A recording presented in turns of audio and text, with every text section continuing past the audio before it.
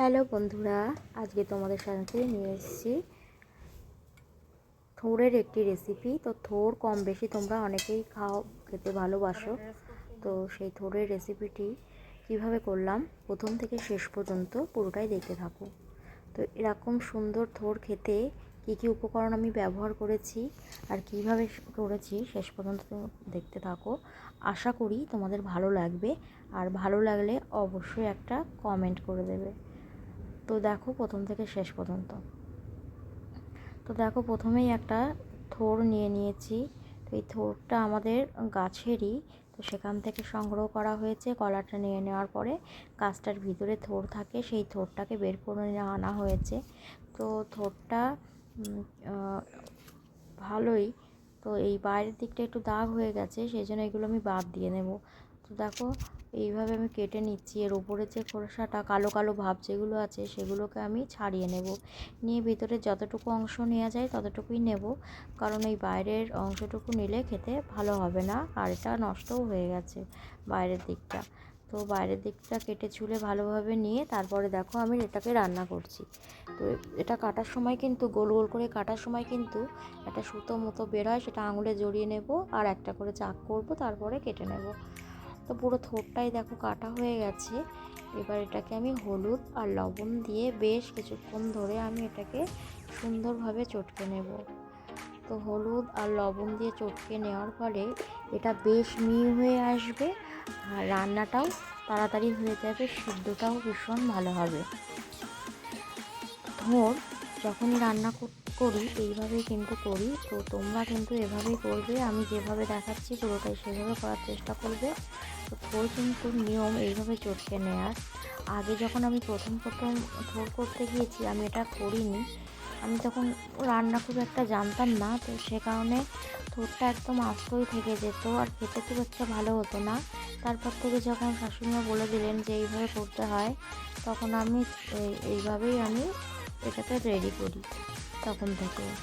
তো তারপরে দেখি যে হ্যাঁ সত্যিই তো খেতে ভীষণ ভালো হয় এইভাবে করলে।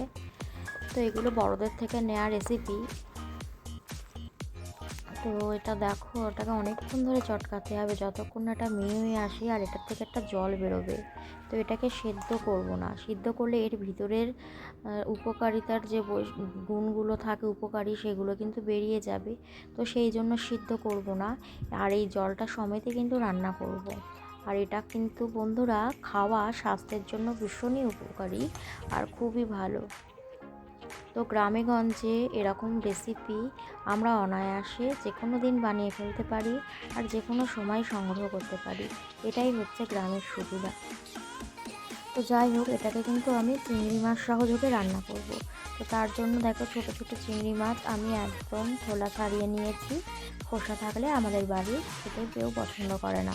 আর এদিকে দেখো কড়াইতে তেল দিয়ে নিয়েছি। এবার একে একে সমস্ত মশলা দিয়ে নেব।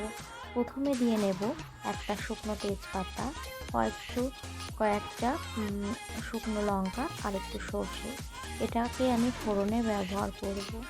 তো সর্ষেটা চটপট করে ফুটতে শুরু করলে তারপরে আমি একটু সামান্য পেঁয়াজ দিয়ে দেবো।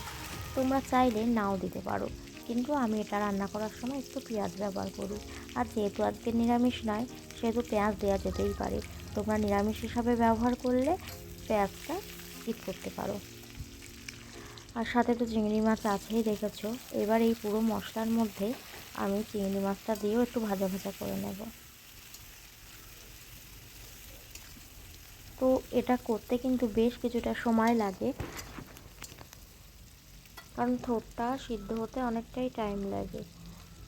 তো দেখো এই মশলাগুলো রেডি করছি। এবার এর মধ্যে সামান্য একটু হলুদ আর লবণ দিয়ে নেব, যাতে পেঁয়াজটা তাড়াতাড়ি ভাজা ভাজা হয়ে যায় আর নরম ভাব থাকে। তো সেই জন্য হলুদ আর লবণ দিয়ে নেব। আর এটা কিন্তু অনেকক্ষণ ধরে ধৈর্য সহকারে কম আঁচে রান্না করতে হবে। তো এই থোড়টাকে এবার আমি এই তেলের মধ্যে দিয়ে নেব।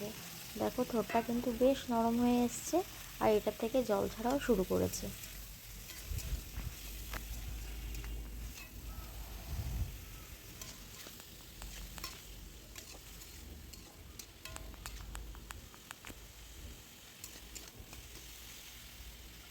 তো বন্ধুরা, আমি কিন্তু প্রথমেই বলেছি এটা অনেকটা সময় সাপেক্ষ ব্যাপার।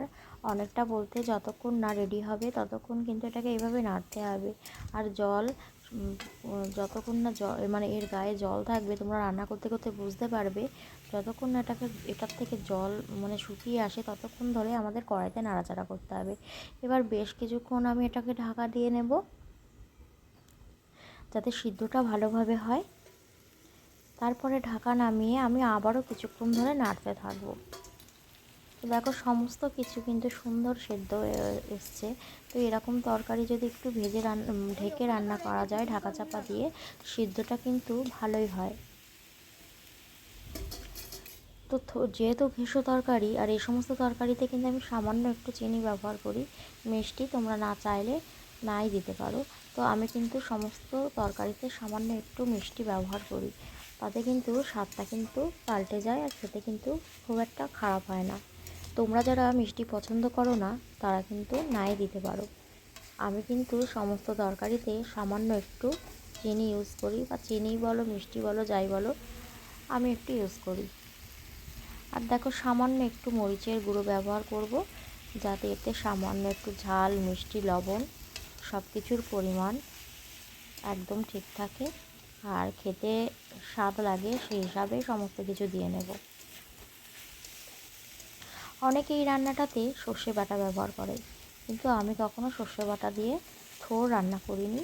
আমি সর্ষেটাকে ফোড়নে ব্যবহার করেছি।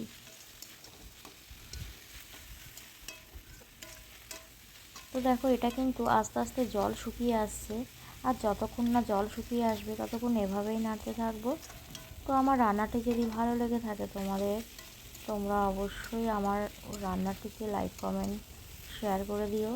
আর অবশ্যই আমার চ্যানেলটিকে সাবস্ক্রাইব করে দিয়ে পাশে থেকো। আর আরও যাতে আমি আরও উৎসাহিত হই নতুন নতুন রেসিপি বানিয়ে তোমাদের সাথে শেয়ার করতে।